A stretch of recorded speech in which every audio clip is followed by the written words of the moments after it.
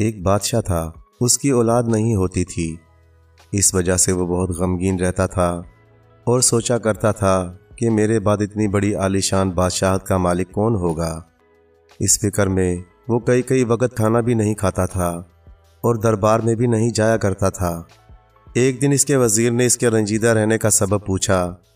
بادشاہ نے کہا، میں اس بات سے فکر مند رہتا ہوں کہ میرے کوئی بال بچہ نہیں، اگر میں مر گیا تو میرے بعد میرا ملک اور خزانہ کون سنبھالے گا؟ وزیروں نے کہا، آپ بالکل نہ گھبرائیں اور اللہ کے فضل سے نا امید نہ ہوں۔ اسے فضل کرتے نہیں لگتی بار، نہ ہو اس سے مایوس امیدوار۔ ہم سب ابھی کسی فقیر کی تلاش میں جاتے ہیں، ان سے دعا کرائیں گے اور اللہ کی درگاہ سے امید ہے کہ آپ کی دل کی مراد پوری ہوگی۔ یہ سن کر بادشاہ کو تسلی ہوئی اور اس کا دل مضبوط ہوا، اور سب وزیر فقیروں کی تلاش میں چاروں طرف نکل پڑے۔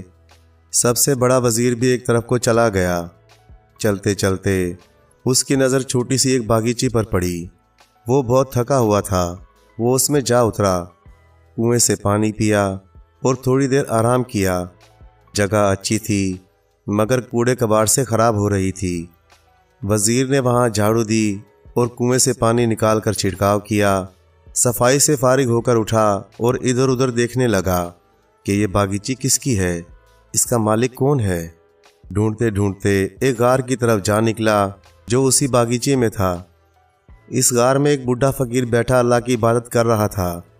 وزیر نے اسے سلام کیا اور جب فقیر نے آنے کا سبب پوچھا تو اس نے اپنا مطلب بتایا اور بادشاہ کے لیے اولاد کی دعا کروائی۔ فقیر نے اسے ایک سونٹا دیا اور کہا، یہ لے، اسے اس باغ کے کسی آم کے درخت پر مار، ایک آم جھڑے گا، بس وہی لے کر تم واپس چلے جانا اور بادشاہ کی بیگم کو کھلانا۔ خدا کے فضل سے امید ہے کہ بادشاہ کے گھر میں لڑکا پیدا ہوگا۔ وزیر نے ایسا ہی کیا۔ وہ سونٹا تو فقیر کو واپس دیا اور خود آم لے کر بادشاہ کے پاس آیا اور فقیر کا پیغام سنایا۔ بادشاہ خوشی خوشی محل میں پہنچے اور بیگم سے کہا، یہ آم کھا لو۔ بادشاہ بیگم نے وہ آم لیا اور کھا لیا۔ خدا کی قدرت سے 9 مہینے کے بعد بیگم کے ہاں خدا نے لڑکا دیا۔ محل میں بڑی خوشی منائی گئی، خوب جلسے کیے گئے، غریبوں کو اس قدر خیرات دی گئی کہ وہ مالا مال ہو گئے۔ مگر افسوس، بچہ پیدا ہونے کے 6 دن بادشاہ بیمار ہو کر مر گئے۔ اس کا صدمہ بیگم کو بہت ہوا۔ وہ کہتی تھی کہ ہاں، یہ کیسا منحوس بچہ پیدا ہوا کہ میرا پیارا خاوند دنیا سے چل بسا۔ 1 سال کے بعد وزیر نے بیگم سے کہا، اب تم مجھ سے بیاہ کر لو۔ یہ بات بیگم کو بہت بری لگی، اس قدر بری لگی کہ وہ اپنا ملک چھوڑ کر اور بچے کو لے کر پردیس میں نکل کھڑی ہوئی۔ چلتے چلتے رستے میں اسے ایک دریا ملا۔ بیگم خود بھی پیاسی تھی اور بچے کو بھی پیاس لگ رہی تھی۔ خود بھی پانی پیا اور بچے کو بھی پانی پلایا۔ پانی کی اوک بھرتے ہی اس کے ہاتھ میں ایک لال کی گولی آ گئی۔ وہ اس نے سنبھال کر رکھ دی اور خود آگے چل پڑی۔ دور چل کر اسے کوئی گاؤں ملا۔ اس نے وہاں کسی زمیندار سے رہنے کے لیے جگہ مانگی اور ایک چارپائی بھی۔ زمیندار نے ترس کھا کر اسے رہنے کے لیے ایک جھونپڑی دے دی۔ یہ اس میں رہنے لگی۔ اس جھونپڑی میں رہتے اور کوٹ پیس کر اپنی گزارا کرتی تھی۔ ایک دفعہ گاؤں کے چوک میں بہت سارے لڑکے گولیوں سے کھیل رہے تھے۔ بیگم کا بچہ آیا اور کہنے لگا، اماں جان، باہر لڑکے گولیوں سے کھیل رہے ہیں، ہمارے پاس گولی نہیں، ہم کس سے کھیلیں گے؟ ہمیں بھی کوئی گولی منگا دو۔ ماں نے وہ لال رومال میں سے کھول کر اسے دے دیا۔ بچہ جا کر اس سے کھیلنے لگا۔ ایک بڑا لڑکا پاس کھڑا تھا۔ اس نے کہا، میاں لڑکے، لو یہ 8 گولیاں ہم سے لے لو، تم ان سے کھیلو اور ان کے بدلے اپنی گولی مجھے دے دو۔ وہ بچہ لال کی قیمت کیا جانے، جھٹ اپنی گولی دے کر اس کے بدلے 8 گولیاں لے لیں اور بہت خوش ہوا۔ وہ بڑا لڑکا لال لے کر بادشاہ کے پاس گیا اور بادشاہ نے وہ لال بہت سے روپے دے کر اس سے خرید لیا۔ اس بادشاہ کی ایک اکلوتی اور بڑی پیاری سی لاڈلی بیٹی تھی۔ بادشاہ نے وہ لال اسے دے دیا۔ شہزادی نے اس لال کو ریشم میں پرو کر پہن لیا اور باغ میں اپنی سہیلیوں کے پاس پہنچی۔ سہیلیاں دیکھ کر کہنے لگیں، واہ، ایک ہی تو لال ہے، ہم تو جب جانیں جو تم اس کے ساتھ 7 لال اور منگا کر پہنو۔ شہزادی کو اس بات سے بہت رنج ہوا۔ وہ باغ سے واپس آ کر منہ بسور کر لیٹ گئی۔ اس کی آیا نے اس کی ماں سے کہا، آج شہزادی کچھ اداس ہو رہی ہیں۔ ماں دوڑی ہوئی بیٹی کے پاس آئی اور کہا، بیٹی تم کیوں اداس ہو؟ تمہیں کس نے کچھ کہا ہو تو بتاؤ، میں اس کی زبان نکلوا دوں۔ جو کسی نے مارا ہے تو اس کے ہاتھ کٹوا دوں، اگر کسی نے تمہیں ستایا ہو تو اسے جان سے مروا دوں۔ بولو بیٹی کیا بات ہے؟ شہزادی نے ماں سے کہا، اماں جو بات میں آپ سے کہوں گی آپ اسے پورا نہ کر سکیں گی، اس لیے آپ نہ پوچھیں تو بہتر ہے۔ ماں نے زبردستی کی کہ نہیں میں ضرور پورا کروں گی۔ تب شہزادی نے ماں سے کہا، جیسا ایک لال میرے پاس ہے اسی کے جیسے 7 لال اور منگا دو، میں جب کھانا کھاؤں گی اور جب ہی پانی پیوں گی۔ ماں نے کہا، یہ کون سی بڑی بات ہے؟ تم اٹھو منہ ہاتھ دھو کر کھانا کھاؤ پیو، میں تمہیں یہ لال ضرور منگا دوں گی۔ ماں نے اس سے یہ وعدہ کر کے بادشاہ کے پاس کہلوا کر بھیجا کہ اس جیسے 7 لال اور منگا دو، ان کے نہ ہونے سے ہماری شہزادی بہت غمگین ہے۔ بادشاہ نے فوراً ہی اس لڑکے کو بلایا اور اس سے کہا، اسی لال کے جیسے 7 لال ہمیں اور لا دو، 15 دن کی مہلت دیتے ہیں۔ وہ لڑکا بیچارہ ڈرا سہما ہوا واپس آیا اور بادشاہ کے اس لڑکے کو بلایا اور کہا، میاں لڑکے اگر تمہارے پاس اسی طرح کی گولی اور ہوں تو اسی جیسی ہمیں 7 گولیاں اور لا دو۔ شہزادہ اپنی ماں کے پاس واپس آیا اور کہنے لگا، اماں اسی کے جیسی اور گولیاں مجھے دے دو۔ ماں نے کہا، بیٹا میرے پاس اور تو کوئی گولی نہیں ہے۔ ماں کی بات سن کر بادشاہ کا لڑکا اس لڑکے کے پاس پہنچا اور بولا، میرے پاس اور نہیں ہے، میری اماں نے وہ لال ایک دریا سے نکالا تھا، تم بھی جا کر نکال لاؤ۔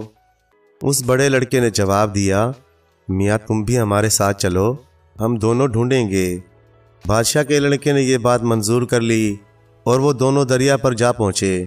دیکھا تو اتفاق سے اسی طرح کے رنگ ڈھنگ والے 7 لال اور بہے چلے آ رہے تھے۔ بڑے لڑکے نے کہا، لو بس ہمارا کام تو بن گیا، اب چلو واپس چلیں۔ لیکن شہزادے نے کہا، بھائی چلو اس دریا میں غوطہ مار کر معلوم کریں کہ یہ لال کہاں سے آ رہے ہیں۔ بڑے لڑکے نے بہت سمجھایا کہ نہ جاؤ، مگر شہزادہ نہ مانا۔ وہ تو ایک بہادر بادشاہ کا بیٹا تھا، بالکل نہ ڈر ہو کر دریا میں چلا گیا۔ مجبور ہو کر بڑا لڑکا بھی اس کے ساتھ ہی دریا میں کود پڑا۔ شہزادہ اور وہ لڑکا دونوں دریا کی تہہ میں نیچے پہنچے۔ جا کر کیا دیکھتے ہیں کہ ایک خوبصورت عورت کا سر چھیکے پر کٹا ہوا رکھا ہے اور اس کے سر سے جو خون کی بوندیں گرتی ہیں وہ دریا میں جا کر لال بن جاتے ہیں۔ یہ دیکھ کر وہ دونوں بہت حیران ہوئے۔ کتنی دیر تک خدا کی قدرت کا تماشا دیکھتے رہے۔ تھوڑی دیر بعد بہت زور کی آندھی آئی اور عجیب شور و گل ہونے لگا۔ بڑا لڑکا تو ڈر کر جس راستے سے آیا تھا واپس چلا گیا۔ شہزادے کو علم نجوم بھی آتا تھا۔ وہ مکھی بن کر چھپر کٹ میں اس سر کا باقی حصہ یعنی دھڑ رکھا تھا اس کی نواڑ میں گھس کر چھپ گیا۔ تھوڑی دیر بعد کیا دیکھتا ہے کہ ایک بہت ہی بڑا دیو آیا۔ اس نے کیا کیا کہ اس عورت کا سر لے کر دھڑ پر لگایا اور سرانے کی چھڑی پانتی کی۔ اس سے وہ عورت زندہ ہو گئی اور کلمہ پڑھتی ہوئی اٹھ بیٹھی۔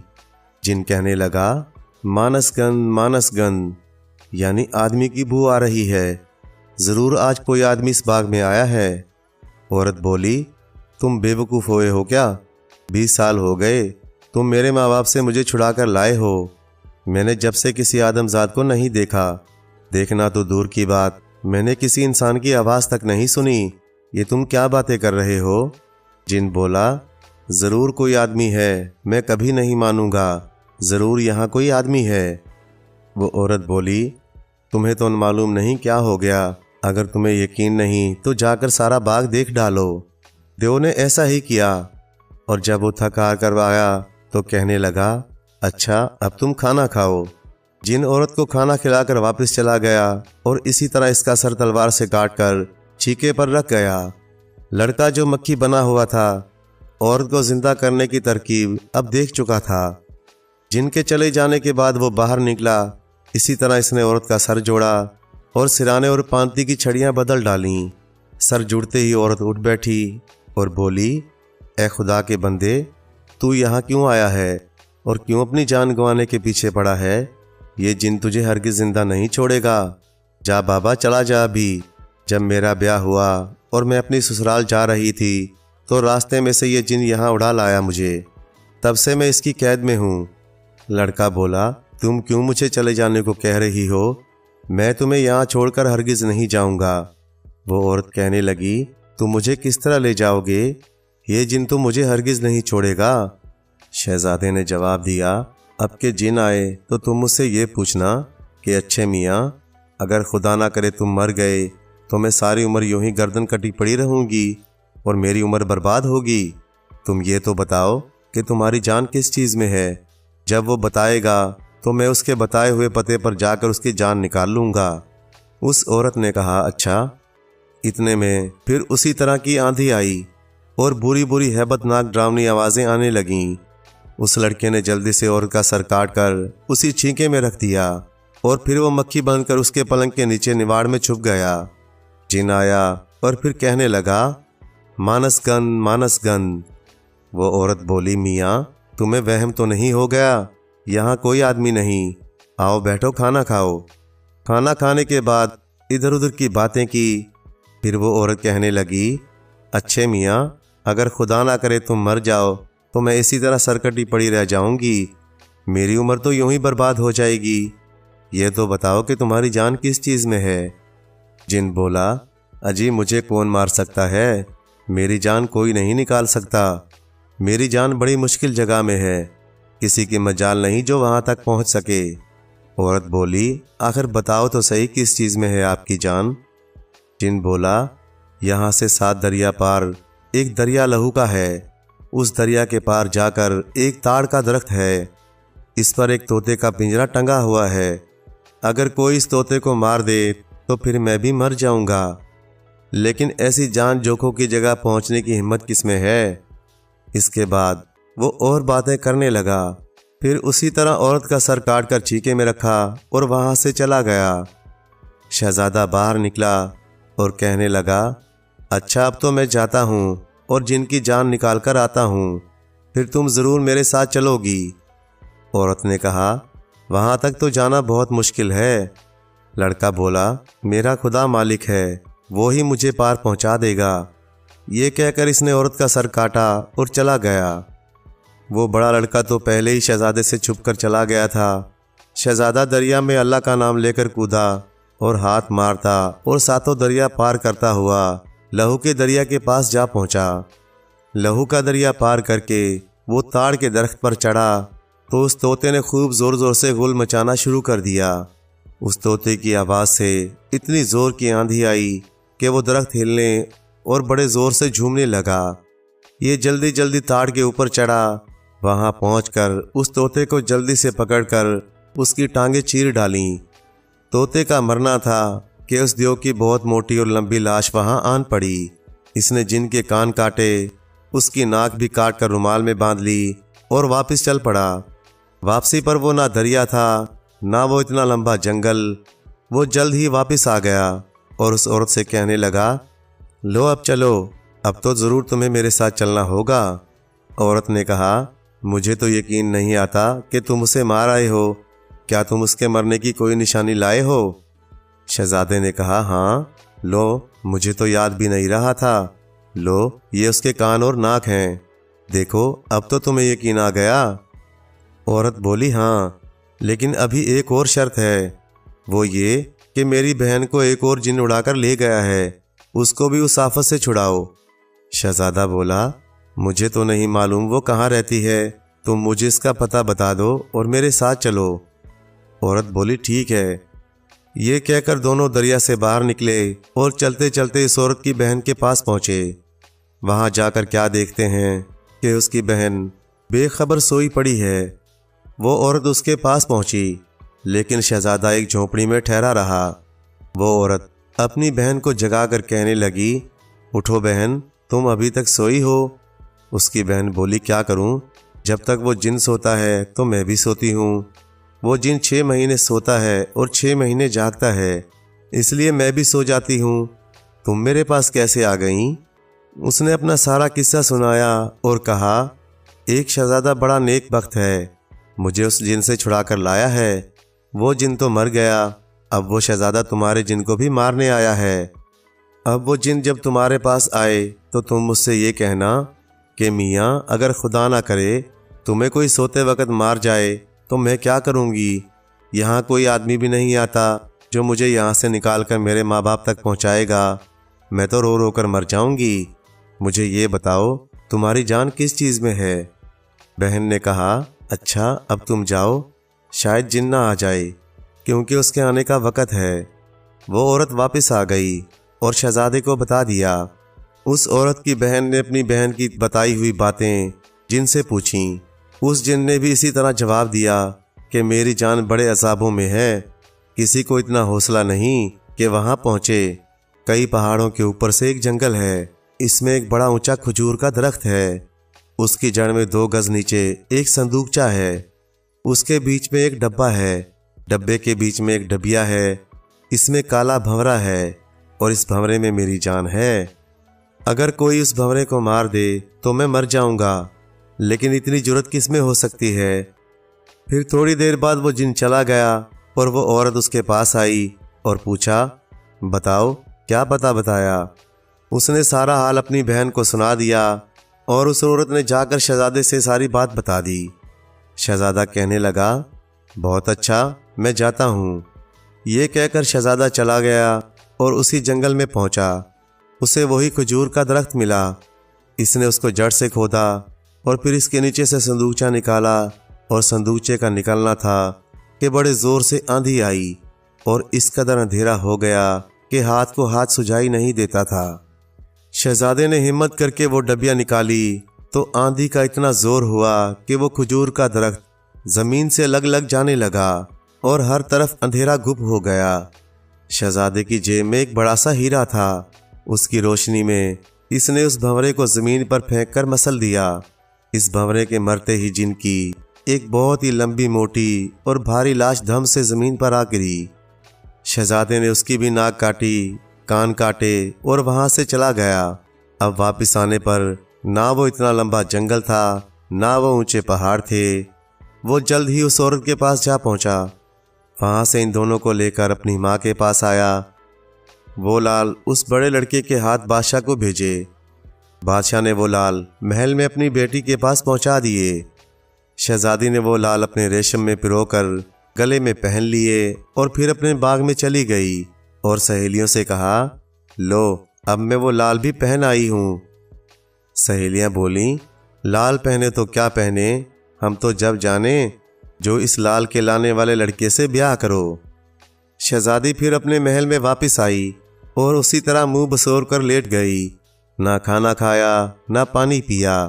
اس کی دیکھ بھال کرنے والی اماں بیگم کے پاس گئی اور کہنے لگی پاشا بیگم، شہزادی اسی دن کی طرح پھر اداس ہیں، آپ چل کر ان کو تسلی دیں۔ بادشاہ بیگم آئیں اور اپنی بیٹی سے بولی میری جان پیاری بیٹی، تم کیوں اداس ہو؟ اگر کسی نے مارا ہو تو اس کے ہاتھ کٹوا دوں، اگر کسی نے کچھ کہا ہو تو اس کی جان نکلوا دوں، کچھ تو بتاؤ۔ شہزادی نے اپنی ماں سے کہا اماں جان، میں جو کچھ کہوں گی آپ اس کو ہرگز پورا نہیں کر سکیں گی۔ ماں نے کہا نہیں، میں ضرور پورا کروں گی۔ شہزادی بولی تو اماں جو آدمی یہ لال لایا ہے اس سے میری شادی ہو جائے، میں جب ہی کچھ کھاؤں گی اور جب ہی پانی پیوں گی۔ اماں نے کہا بیٹا یہ کون سی بڑی بات ہے، میں ابھی 15-16 دن میں تیری شادی کر دوں گی۔ یہ کہہ کر بیٹی کے پاس سے واپس آئی اور بادشاہ کو کہلا بھیجا کہ جو شخص لال لایا تھا اس سے شہزادی شادی کرنا چاہتی ہے۔ بادشاہ نے بڑے لڑکے کو بلایا اور پوچھا یہ لال تو نے کس سے لیا تھا؟ اس نے کہا ہمارے گھر کے قریب ہی ایک عورت اپنے لڑکے سمیت رہتی ہے، اس کے لڑکے سے میں نے یہ لال لیا تھا۔ بادشاہ نے کہا اچھا، اس کو بلاؤ۔ وہ لڑکا گیا اور شہزادے کو بلا لایا اور بادشاہ کے حضور میں حاضر کر کے کہا یہ لڑکا ہے جس سے میں نے وہ لال لیا تھا۔ بادشاہ نے اس کی ذات پوچھی۔ لڑکا بولا جناب جو حضور کی ذات وہ میری ذات، میرا باپ فلاں ملک کا بادشاہ تھا، اور اسی طرح اول سے آخر تک سارا حال بادشاہ کو کہہ سنایا۔ جب بادشاہ کو یہ معلوم ہوا کہ یہ بھی کسی ملک کا شہزادہ ہے تو بادشاہ بڑا خوش ہوا اور اپنی لڑکی کی شادی اس سے کر دی۔ جب دونوں کا بیاہ ہو گیا تو شہزادی پھر باغ میں گئی۔ اب اس کی سہیلیوں نے کہا کہ ہاں اب تم بہت اچھی لگتی ہو۔ پھر دونوں میاں بیوی آرام سے رہنے لگے۔ شہزادی کی ماں کو بھی محل میں بلا لیا گیا۔ بادشاہ کا کوئی لڑکا نہ تھا، اس نے اپنا سارا ملک شہزادے کو دے دیا۔ پھر وہ شہزادہ بادشاہ بن گیا اور وہ اپنی شہزادی کے ساتھ خوش و خرم زندگی گزارنے لگا۔ ان دونوں عورتوں کے پتے معلوم کر کے انہیں اپنے اپنے گھر پہنچا دیا گیا اور وہ بھی ہنسی خوشی زندگی بسر کرنے لگیں۔